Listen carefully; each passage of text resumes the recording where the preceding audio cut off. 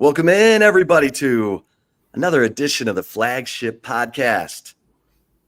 We're talking all things Texas Longhorns here. I am Chip Brown of Horns247.com, joined by my esteemed colleague and proud Tampa Catholic graduate, the one and only Eric Henry of Horns247.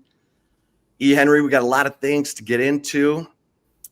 We've got football, we got basketball, men's and women's basketball news. We got Texas baseball, big goings on with Texas baseball, taking on Oklahoma for a chance to win the SEC regular season title. Texas softball is hosting a regional this weekend. So let's get right into it. My man, you ready? I am ready. Just taking care of a little stuff on the back end there, a little production on the fly there, as you can now watch the live episode, Chip, of the Flagship Podcast. Thank you to everyone joining us on Facebook, on YouTube, Chip, Instagram. That's what I was taking care of. It's a little technical deal where you got to push a button right after you go live. So you do that. It expects you to be at 5 places at once. Did that. And of course, for those of you watching on Twitter, thank you for joining us as always. Chip Brown, coming from an undisclosed location in the Rocky Mountains, and I am in the great state of Florida. But yeah, Chip, fired up. Football season never sleeps. Texas athletics never sleeps, which means we never sleep. Doesn't matter if we are, at our kids' graduation or, back home checking on some things. The Flagship Podcast will always be here. Chip, we're like Waffle House. I know you are a Michigan native. I know Waffle House does exist in Austin, but I don't think you truly understand the essence of Waffle House. All right, like here in the South, you're in trouble. Hurricane season comes, all right, it's whatever. If the Waffle House shuts down, that's how you know you're in trouble, because Waffle House is always open, always here for you, and we are always here for you. That's right. We are the Waffle House of Texas Longhorns athletics. All right, Eric, and yes, I am in Fort Collins for my son's college graduation. So that is a monumental moment for both he and I, actually. First one down, Chip. First one down. Got still my daughter, who's a junior in high school, to go. But Eric, let's get right into it. We were able to we'll just get the injury news out of the way as it pertains to Texas football, and then we'll get into a couple other interesting storylines involving the Longhorns. But Jaden Chapman, who is a rising, I don't want to say, I think he'll be an impact player for Texas on the offensive line, suffered a lower leg injury, and he is out of commission right now, but we're told that he should be good to go during fall camp and be ready for the season. And Jaden Chapman's a guy who's, fighting for a spot in the 2 deep. I think right now you would say the projected starting offensive line would be Trevor Gooseby at left tackle, Neto Umazulu at left guard, Cole Hudson at center, DJ Campbell at right guard, and probably Brandon Baker barely over Andre Kojo at right tackle. Jaden Chapman, capable of playing both tackle and guard, would be, fighting for that 2 deep, and so it's not the best news for Texas football, but it's not the worst either. So Jaden Chapman dinged up right now, but should be good to go when fall camp is underway, leading up to that opener against the Ohio State Buckeyes, August 30th in Columbus, Eric.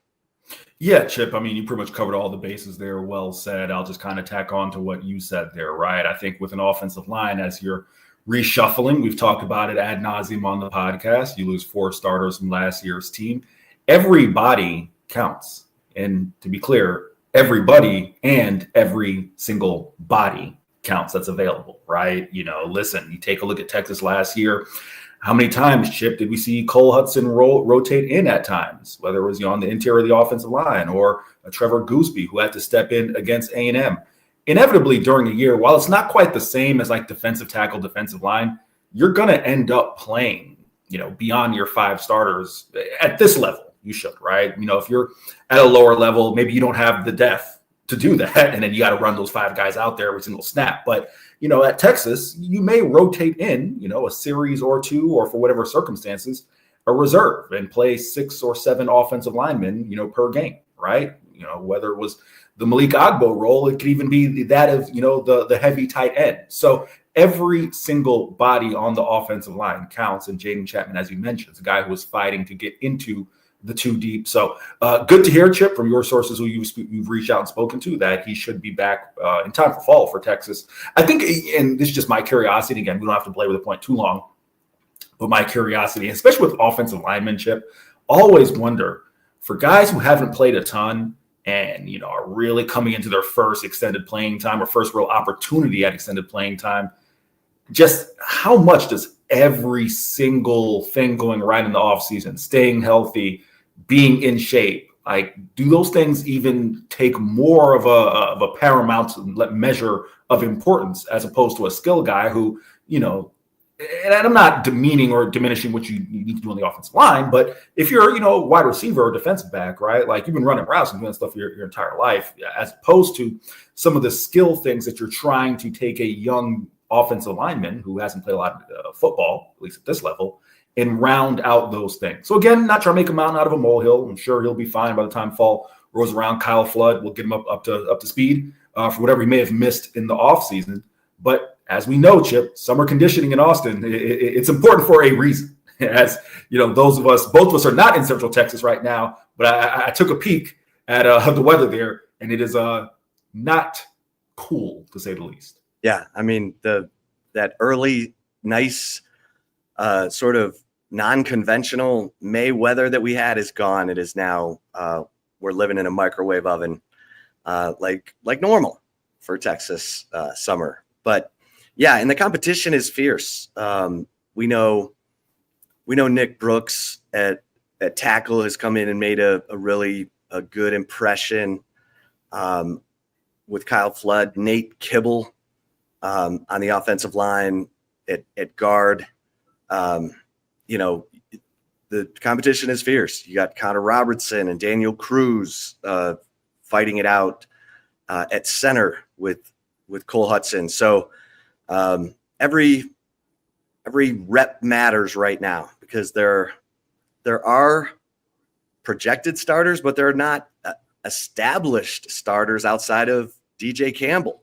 So the offensive line is, I think, Steve Sarkisian and company feel good about it.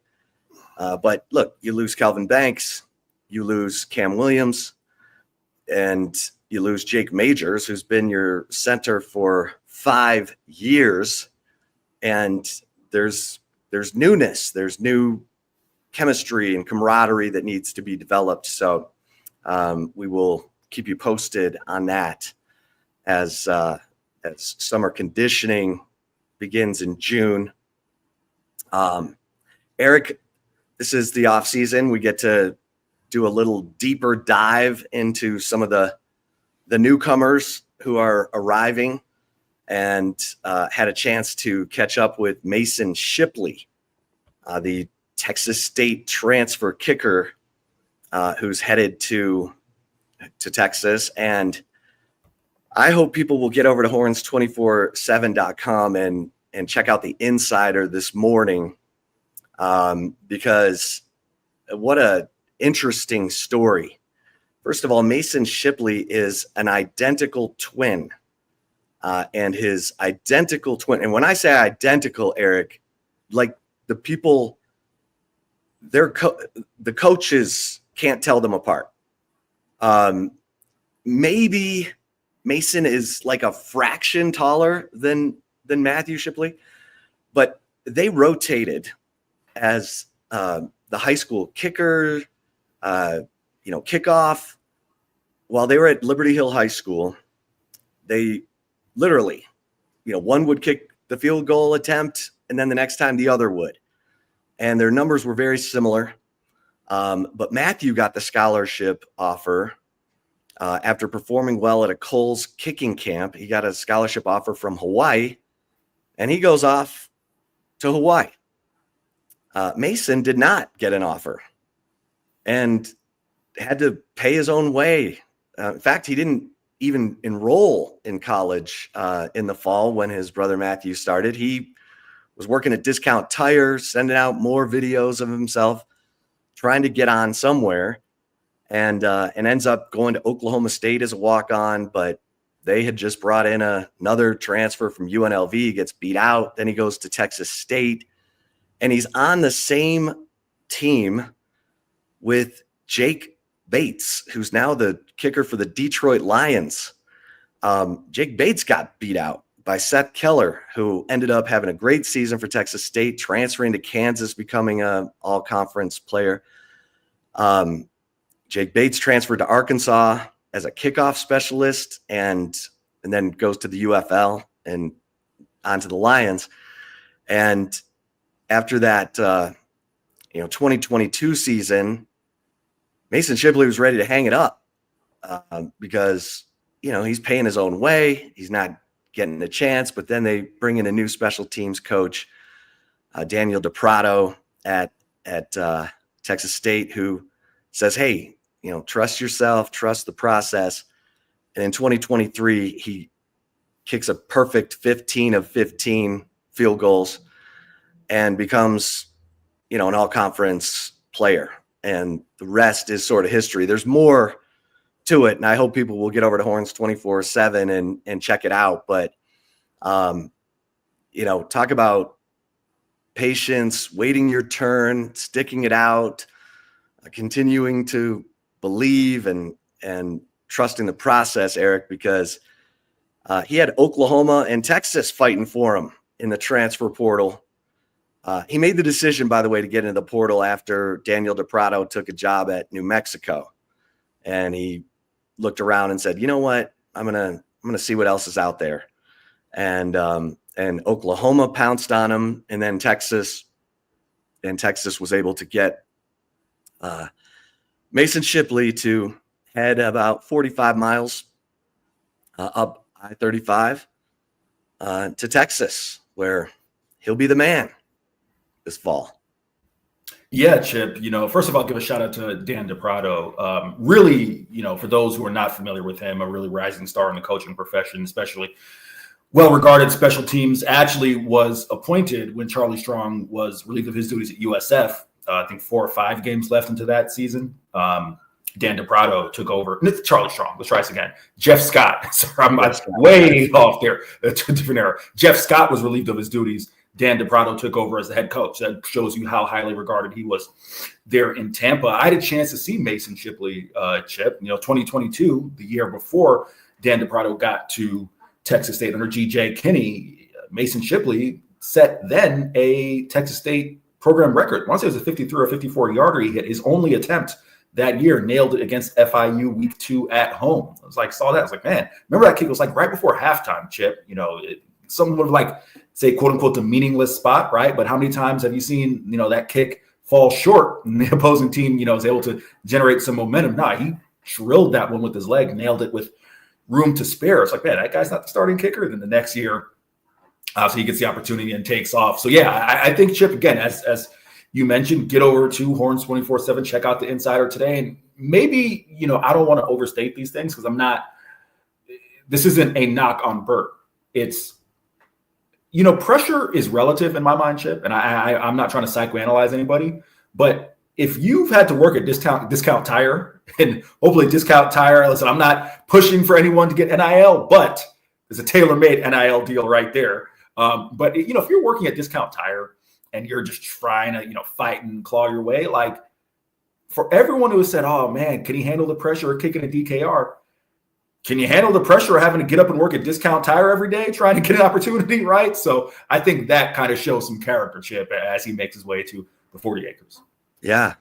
And his brother, Matthew Shipley, ended up kicking 4 years at Hawaii and then transferred to Arkansas, actually kicked a 44-yard field goal against Texas last year. at Arkansas. They are so close. They're those twins that can feel each other's thoughts and all that. And Matthew said, kicking in the SEC is different, obviously, he said, but Mason is cut out for it. And Daniel DePrado said the key for Mason is he's so even keel. He just doesn't waver. He's not one of these, up and down guys. He's this. And so it should be a lot of fun to follow. And obviously, he's trying to pay his parents back for helping him out, paying for him as a walk-on, and the NIL opportunities are helpful. Let's put it that way. He also worked as an Amazon delivery driver, Eric, as he was trying to help pay the bills there at Texas State. So Mason Shipley, check out the insider at horns247.com this morning. Also, Eric, I did a little story on the fact that Steve Sarkisian's at 38 wins through 4 seasons, just like Mac Brown after 4 seasons. And if for those of you who are old enough to remember, have been following Texas football, that the 4th season was the 2001 season when Texas played for the Big 12 title against Colorado. Everything went wrong early in that game. Chris Sims ended up getting benched for Major Applewhite, who almost led Texas back. They lost the game 39-37 after beating Colorado 41-7 earlier in the regular season. And had Texas won that game against Colorado, they would have played for the national championship against the Miami Hurricanes. That 2001 Miami Hurricane team with a bunch of future Pro Bowlers on it. But so then you look at kind of where Texas was then, and the fact that they were still a year away from reeling in Vince Young in the famed 2002 recruiting class. And so people were asking me, well, is Texas better set up now under Steve Sarkisian than the program was back in 2001? You'll also remember 2001, Texas was two games into getting paddled by Oklahoma for 5 straight times.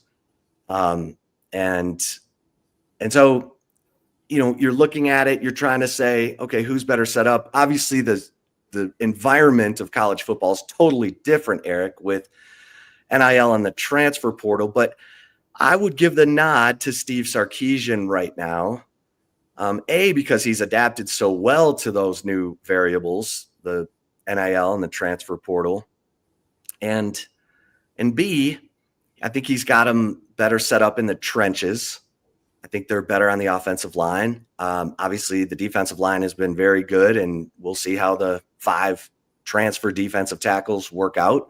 But they also landed what Steve Sarkisian called a foundational class of defensive tackles in this, number 1 ranked 2025 recruiting cycle, and with Justice Terry, Josiah Sharma, and Myron Charles. And he might have his Vince Young right now at quarterback and Arch Manning, Eric. Your thoughts? Chip, before I get to that, shout out a couple people who are watching us on YouTube. As always, Chris Bennett, appreciate you watching us. James Cox says, fellas, good morning, Chip. Congratulations to your son graduating college. My thoughts, I thought the point you made that was most pertinent was the fact that college football is different now. It is, Chip. This in many ways, please, for those of you watching, don't automatically tune out when I use this analogy. But this in some ways is like the LeBron versus Jordan argument, right? Because Jordan did it in one era. LeBron did it in one era. If you are 33 like me, you always scream from the mountaintops. There's this guy named Kobe who just gets lost in the shuffle, but I digress. We don't have a Kobe analogy here, but Chip, I think that's the point that's key. I hone in on that because, listen, I covered and I've talked about on the show, covered Butch Davis for 5 years at FIU. And I can tie it all together because Butch was the architect of that 2001 Miami team that Texas would have faced. Of course, he didn't coach that team and gone on to coach the Cleveland Browns, but those were all his recruits. You can't do that in today's college football landscape. And what I'm talking about is, and I think to an extent, Chip, and this is where I'm going to lean on you here, while it might not get as much publicity as Miami's did in 2001 because they had so many Pro Bowlers and so many Hall of Famers, right? But one of the things that Miami was able to do, and I would assume Texas did as well, is allow and ask guys to wait your turn. To, if you're a 5-star, and for whatever reason you can get on the field immediately, great. But it might not be the case. Chip, again, you can speak to this better than I. I've heard stories that Vince Young didn't just walk in as the guy. Had to earn his job several times, Chip. You can speak to that better than I. But the only point I'm making there is that's so much of a harder sell in today's college football landscape, right? Where you see quarterbacks transfer after never taking a snap, right? Because of all of the opportunities that are out there for them. One of the things that Steve Sarkisian has been able to do, and it'd be interesting to see how he is able to continue to do this, is he's been able to get this type of defensive tackle defensive tackle recruiting class and ask them to buy into the fact that, hey, we're going to bring in some vets and it'll allow you to slowly find your footing and find your way. They did the same thing at receiver, right? They're starting to do that at running back. How will that play out in 3, 4, 5, 6 years? We'll see. But the point that you make that I think is the anomaly, the outlier, is they managed to recruit quarterback in a way where Arch Manning comes from a family where, whether it be financial or just their overall belief in the development of a player at that position, you don't leave immediately, right? And not only do you not leave immediately, when you get the opportunity, you don't just go pro the first time you're eligible, right? Chip is not just hinted, he's outright stated this many times that Arch Manning, and I guess, full disclosure, I did a radio hit in New Orleans a while back, and there was a gentleman who hosts that show said, yeah, told me off here, and he didn't mind if I shared this, and said he spoke with Arch Manning, and Arch Manning said, when has a Manning ever left early, right? So that's one of the advantages that Texas and Steve Sarkisian have built in, is that, yes, they may have their Vince Young, and they're going to have that type of player for multiple years. But in terms of the comparison point between Mac and Steve, it's a fun talking point, and there's a lot you can dive into, but it almost feels a little bit, hard to truly compare. Because again, how would Mac Brown have fared in today's college football? I'm not talking about Mac Brown in North Carolina. I'm just saying Mac Brown in quote unquote his prime at Texas. Who knows, right? Because we've seen several coaches across not just football, Chip, basketball, Nick Saban, Jay Wright, etc., say, hey, I love it for your players. It's just not the job that I wanted, right? And it bowed out. So it's hard to compare the two, but it makes for interesting talking point. Yeah. And Mac is old school. Remember, he was the guy who didn't want anyone talking on the bus on the way to practice or on the way to the stadium. And it was Vince Young who said, yo, can we be ourselves? Can we flow a little bit? Can we get loose on the bus? Can we, play our music? And Mac relented and said, sure. And suddenly Mac was Snoop Mac. Chip, can I ask you a quick question? Do you have any insight as to what changed for him, why he relented?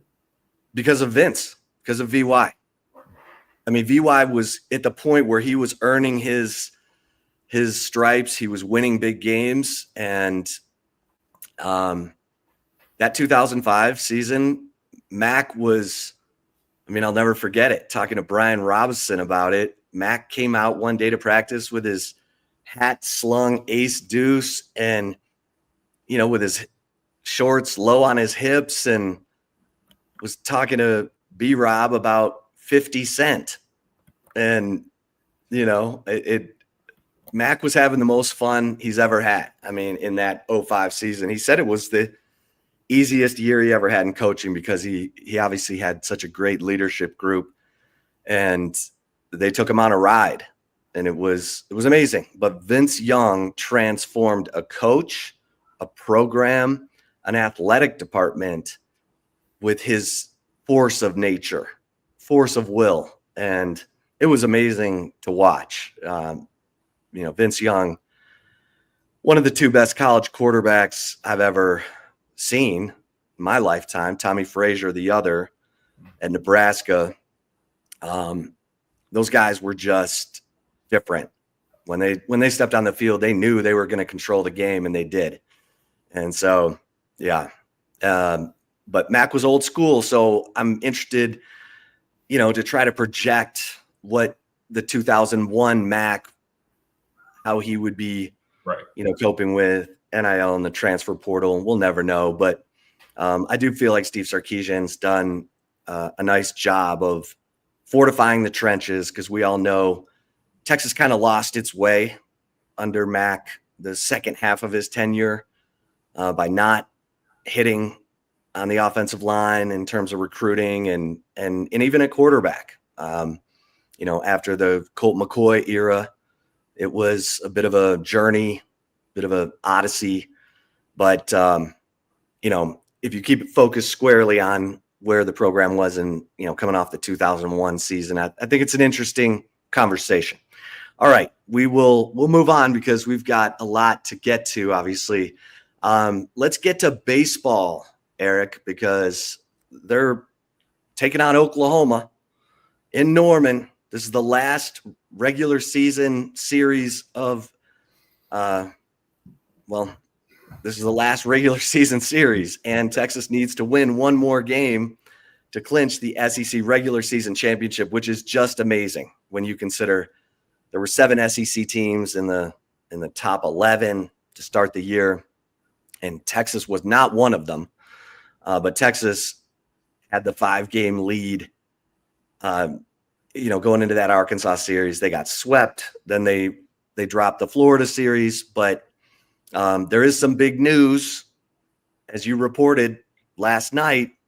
Max Ballou, the Big 12 Player of the Year in 2024, is probable for this Oklahoma series after breaking his thumb diving for a catch back on March 28th against Missouri. He's missed 20-something games, but he was batting .358 when he went down, 6 home runs, 22 RBI. He was having a great year. This is going to be very interesting.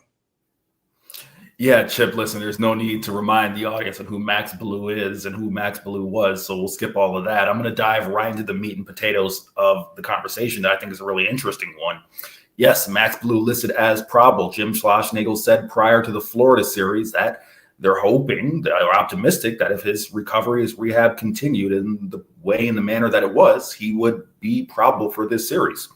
Looks like he's going to get some at-bats, more than likely. Don't know just yet. We'll find out later this evening, but more than likely, you'd assume to be in the designated hitter role. Chip, I'm interested to see tonight, because I think we're going to get the answer to a big question. What do you do with this lineup when Max Ballou returns? Ethan Mendoza had been playing DH, or had been DHing, I should say, because of his injury in the field. When I asked Ethan about 3 weeks ago, he said that he felt ready to go. He just was getting the all clear waiting on the all clear from the training staff. Who knows how much of that was contingent upon, hey, we're going to get Max back in a few weeks. Why don't you just keep DHing? You can do all your infield work pregame, so we can stick with this lineup as is, so we can get you, sharp back in the field there. But on game day, you will actually DH. Who knows if that was part of the conversation? I'm speculating. But Chip, what do you do with the lineup? I'm genuinely curious. For our audience, here's kind of the dilemma you have. If Max Ballou, we'll start with scenario 1, if he DHs, that's going to push Ethan Mendoza out of the DH role, more than likely back to his spot at second base. I think Ethan may have played a game at shorter third this year at some point, maybe one, but he's an infielder, a second baseman. That's his spot.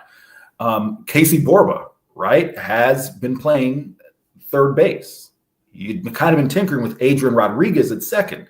Of course, A-Rod's other natural position, you would say, is third, but he had played in the outfield a little bit when there were some injuries that first occurred, and he had played outfield in high school a little bit, right? So if Max DHs, do you go A-Rod excuse me, Ethan Mendoza at second, Casey Borba at third, Adrian Rodriguez in left field? That takes Jonah Williams out of the lineup. And then, of course, you stay with Gasparino in center, Tommy Farmer in right. Or if Max, and again, you don't know if there is potential for Max even to return to the field, but let's just play around with the hypothetical. If at some point he is to return to the field, right?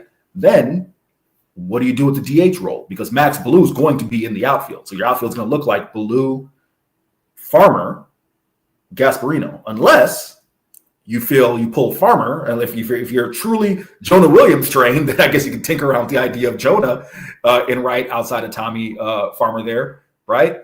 Then what do you do with Adrian Rodriguez, right? That probably means A-Rod's going to go to third. Casey Borba could come out of the lineup or could DH, or A-Rod could DH, right? Which he had this year. So it's a lot of, what ifs. I'm curious your POV, Chip. Yeah, I think, Adrian Rodriguez has had that hand injury, and Jim Schlossnagle even talked about it coming out of the Florida series that, Adrian Rodriguez, whose hand is hurting, was able to get a hit. And, he said, we need more guys like that. And, do they rest Adrian Rodriguez for a minute to see if they can let that hand get a little bit better? Because, Jonah Williams is hitting. I mean, he's turned into a key bat for them down in the lineup. We'll talk about it in a second. He had that, he got walked in game 1 of the Florida series. He was kind of bouncing up the first base line. The pitcher was not happy with that. And then the first baseman let him have it. And Jim Schlossnagle had to come out and kind of calm things down. But they were mocking Jonah for, kind of prancing a little bit, drawing a walk down 8-1. But then the next night, he delivers the 3 RBI double that wins the game. So, Jonah Williams is a different guy. He's just got a level of confidence that I don't think many humans have. And if we were blessed with his 6'3", 217-pound frame and athletic ability, we'd probably all be prancing a little bit. But it's going to be very interesting because Ethan Mendoza, I've heard the same thing you've heard. He's been throwing and feeling good. So he might be ready to go back in at second. And if Baloo is, just in the DH role, you could give Adrian Rodriguez a blow here and just see how Thursday night's game goes and assess from there. So it's going to be fun. Jim Schlossnagle was very disappointed after the Florida series, said this is the most disappointing loss of our season. Obviously, he wanted the team to clinch the SEC regular season championship at home on Mother's Day, on Senior Day, in front of their own fans. It didn't happen. I talked to Houston Street this week, who's got his number retired, member of the 2002 Texas College World Series championship team. And he said, I like that they've got something to play for going to Norman, that they've got to focus and get re-centered. Bring it on. So we'll see. We'll see how that plays out. But yeah, it's significant. And Cade Bing, the sophomore lefty. So Schlossnagle said, my biggest focus is getting our pitching roles set coming out of the Florida series. And he said we need to get our pitching roles set for the regional. Didn't mention the SEC tournament. He wants to get it set for that double elimination regional so that so the guys know what their roles are. So here we go. Cade Bing will get the start Thursday night, and Ruger Riojas, who's had a couple of rough starts, will be on Friday, and then Luke Harrison will stay in his normal Saturday spot. Eric, your thoughts? Well, I mean, you can't be surprised that Jim Schlossnagle is looking at this, kind of projecting in advance. Chip, I don't know if you've noticed this. I'm sure you have, but that's kind of an interesting part of, what makes Jim an interesting cover is I always feel like he's making moves 2 steps in advance, whether it's his, operation on game day, which of course manager's always trying to play that chess match, but also I think with his lineups, we've seen him do that a few times this year where if you look at it from just that day's game, look at it in a vacuum. So not too surprised there. Also, I mean, I think the other question is, who would you go to, right? Unless the only other thing I can see in my mind, Chip, is, well, okay, there's 2 options. One, you would flip around the days, right, with who you have. You could do that. The break glass in case of emergency scenario, which I don't think we're there, and I never really felt we're there, Chip. I'm actually curious your thought on this is, take old number 99 and say, all right, we need you. I don't think we're there yet. I think Dylan Volantis is where he needs to be in the closer role, but I feel like that would be the only other option in terms of really trying to set this thing because of where the rotation is. Max Grubbs is in his role, right? Coming out of the bullpen in relief. So, yeah, it feels like kind of the hand that Jim Schlossnagle was dealt, unless he was ready to take option number 2, which I mentioned. Yeah, I think and Schlossnagle said Dylan Volantis is going to be a starter for us right now. We need him right where he is. I mean, it's amazing. The batters cannot pick up his spin.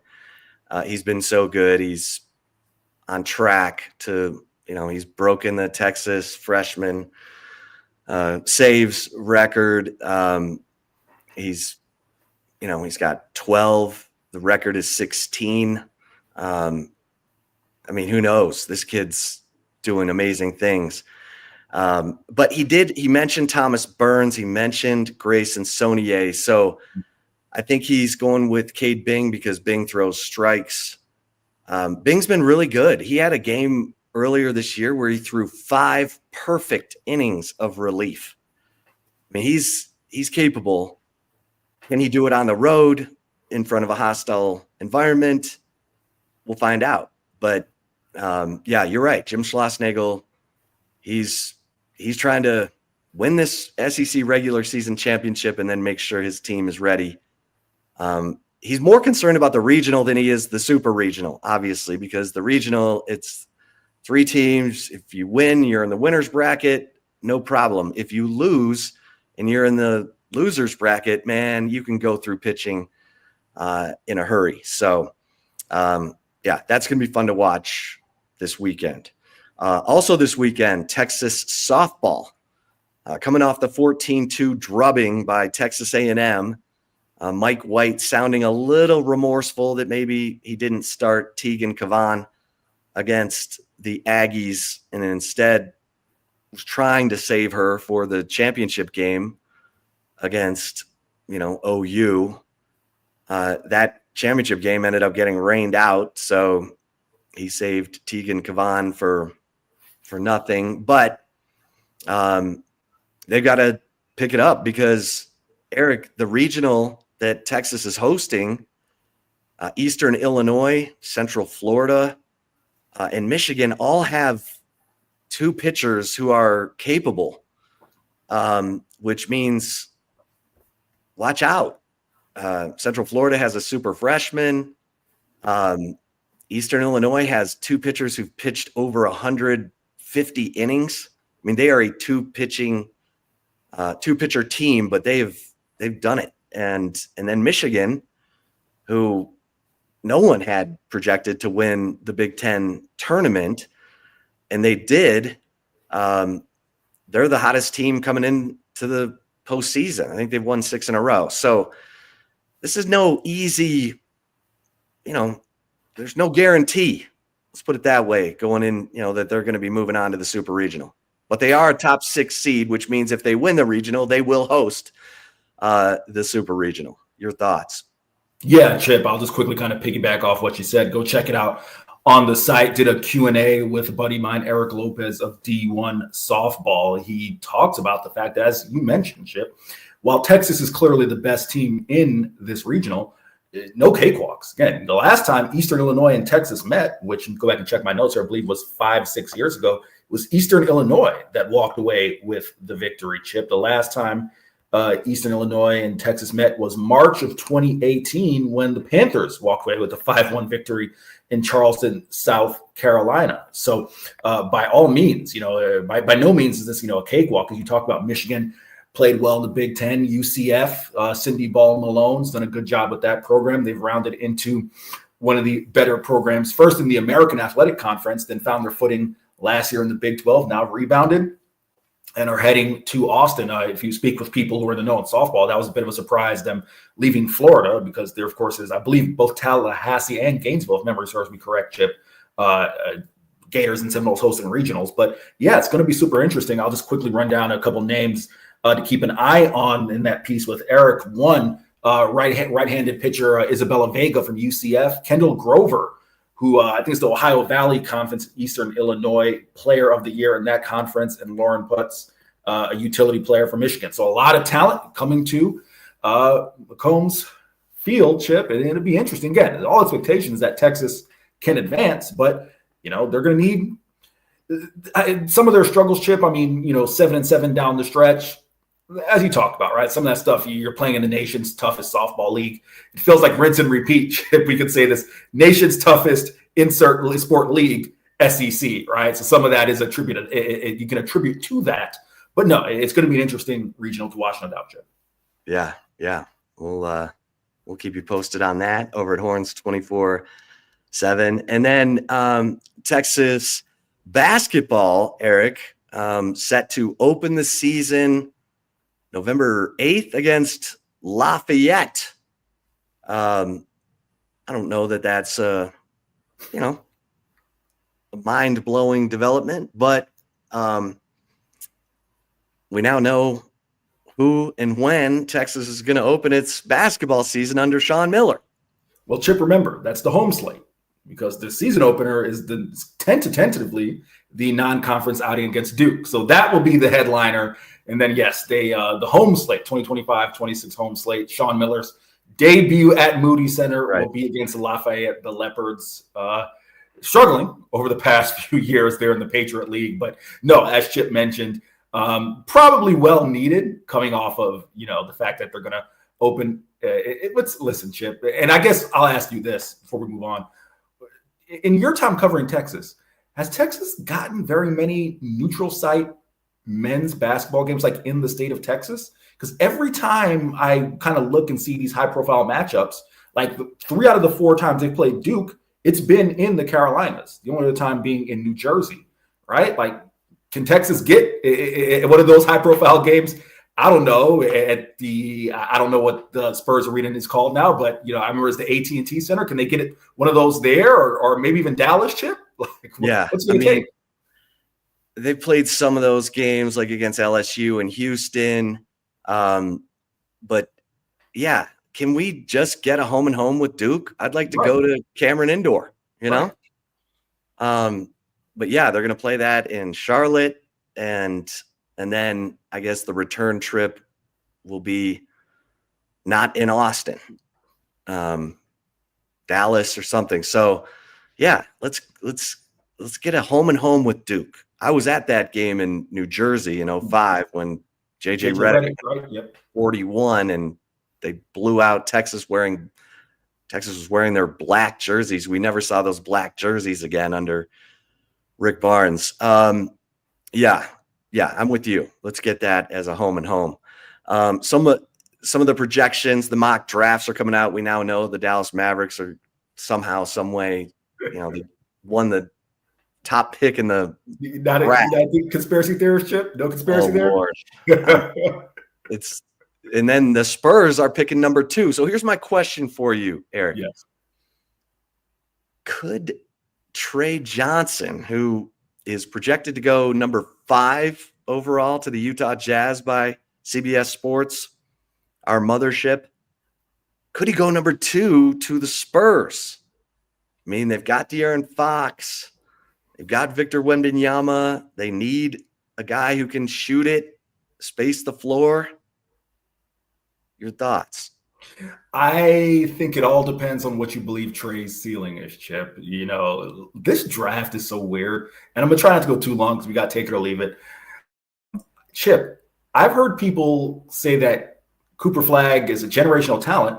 And then I've also heard him compared, and this is no shade on this person, saying that his ceiling is Andrei Kirilenko, who was a fine NBA player. That's not who I'm taking number one overall. That's a piece that you take next to Batman.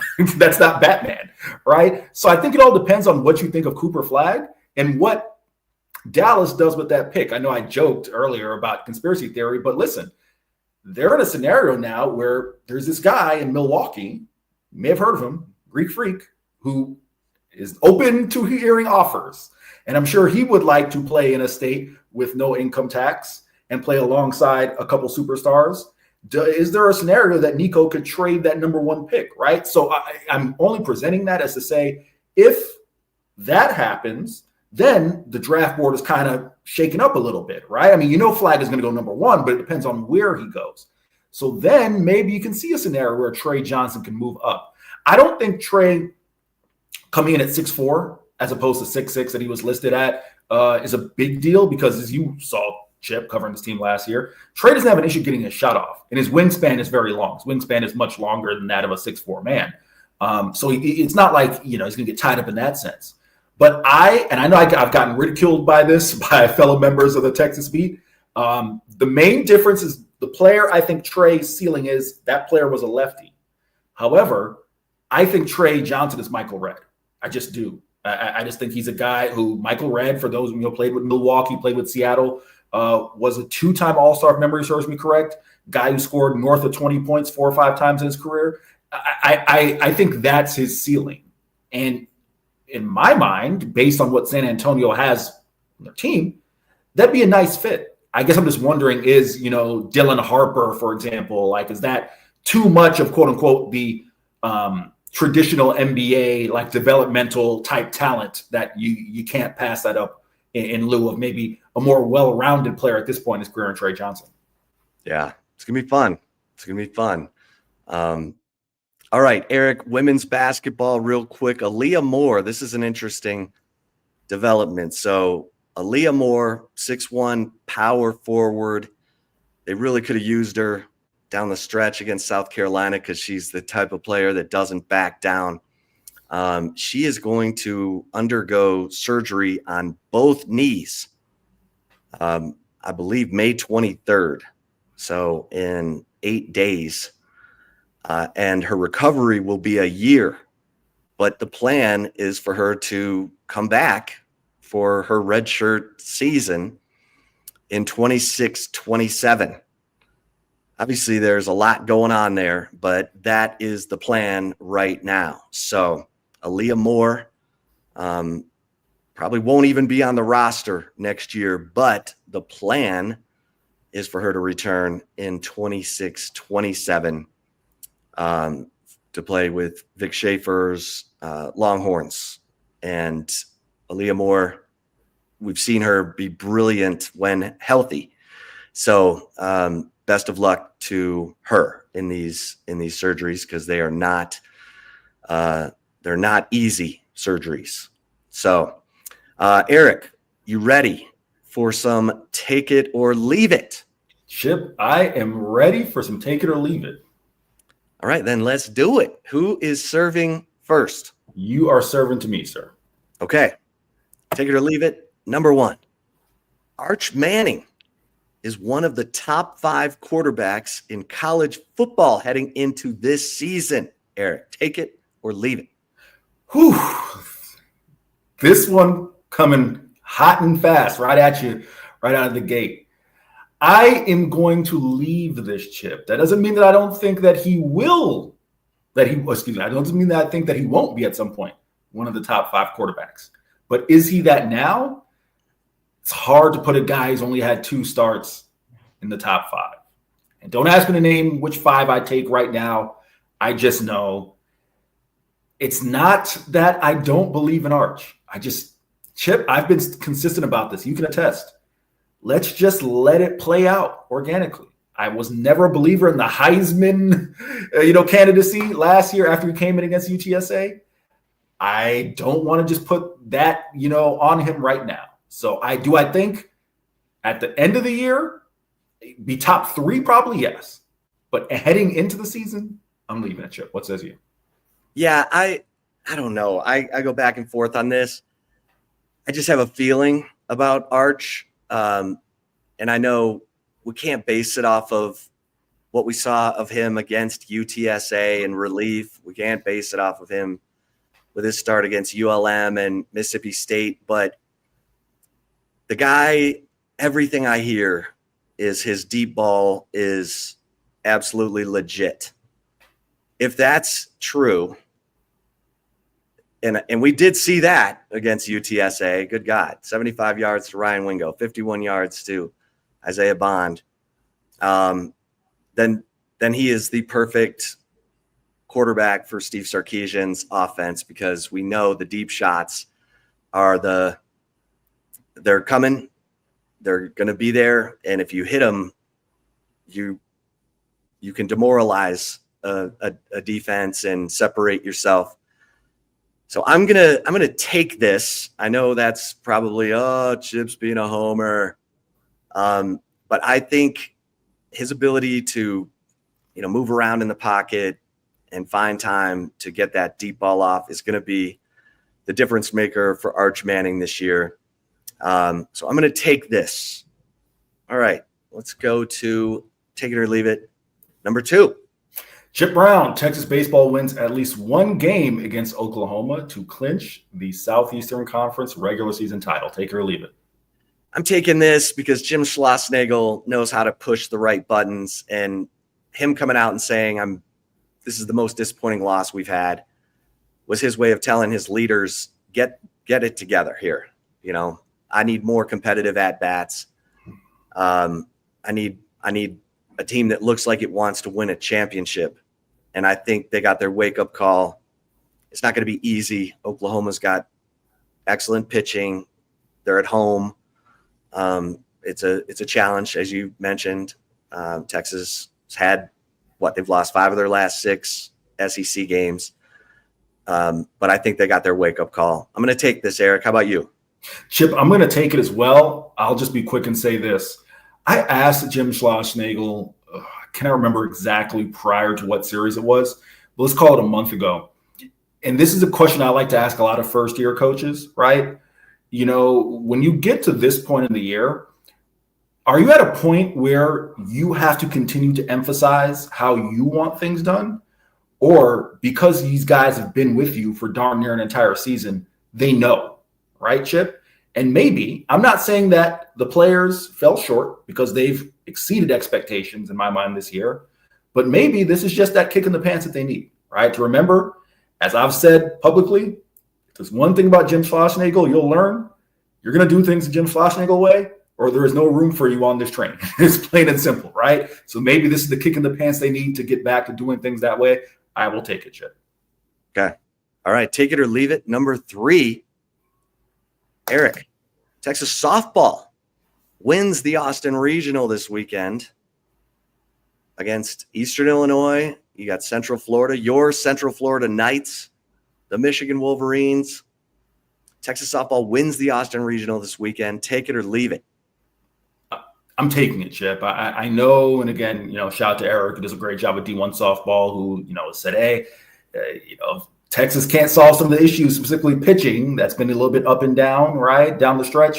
They could be in trouble. They could, right? Could. I just don't see it happening. I think Mike White's club is too talented. Again, Michigan will come in and challenge. I think UCF probably a little bit better equipped to come in and challenge year 2 in the Big 12, right? Again, they're a talented club. Eastern Illinois, obviously, you can't, just dismiss them. But and I think Texas is too talented. They'll find a way. Are they going to come out and necessarily play their best softball of the year? I don't know. I think it's possible, but I think they're going to find a way. So I'm taking this, Chip. Yeah, a team with Tegan Cavan and Reese Atwood and Caden Henry and Mia Scott. This team has too much returning from the team that played for the national championship last year. I'm going to take this as well, Eric. Hey, everybody. Thanks for tuning into this episode of the Flagship Podcast. Please head over to horns247.com. Check out the Insider. Check out all the incredible content that we are churning out. Football season never ends at horns247.com. So, become an annual member. That way you get VIP access to all the team sites on the preeminent 24/7 sports network. You want to know what's going on at Ohio State? Become an annual member at horns247.com. And also, please like and subscribe to the Horns 24/7 YouTube channel so that you're always in the know when a new episode comes out. We've got the State of Recruiting podcast coming back online. So we appreciate it. And if you want to give us a 5-star review wherever you listen to your podcasts, man, we sure appreciate it. Helps us with our bosses. For Eric Henry, I am Chip Brown. Until next time, we'll see you over at horns247.com.